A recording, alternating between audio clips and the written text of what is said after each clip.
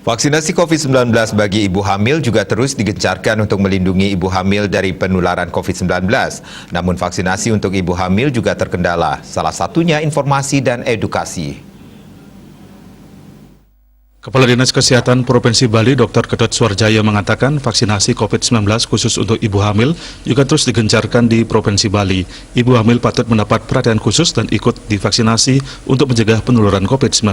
Namun juga diakui banyak ibu hamil yang belum mengikuti vaksinasi karena masih terkendala komunikasi, informasi dan edukasi terkait vaksinasi bagi ibu hamil.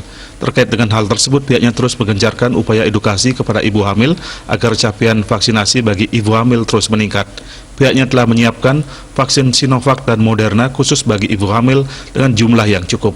Kadis Kesehatan Provinsi Bali Ketut Suarjaya menambahkan, untuk vaksinasi ibu hamil mendapat perlakuan khusus, di mana ibu hamil baru bisa mendapatkan vaksinasi ketika kehamilan memasuki trimester kedua.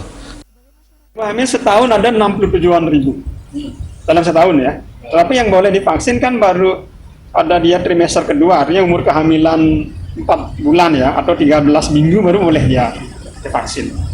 Kalau ibu hamil ini juga agak masih banyak yang ya masih terkendala karena ya belum dapat KIE yang baik ya, komunikasi, informasi, edukasi bagi ibu hamil. Padahal vaksin untuk ibu hamil sudah cukup ya, tersedia baik itu Sinovac,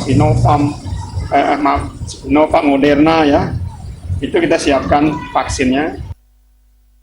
Ditambahkan Suarjaya, jumlah ibu hamil di Provinsi Bali dalam setahun kurang lebih 67.000. Riasa Bali TV.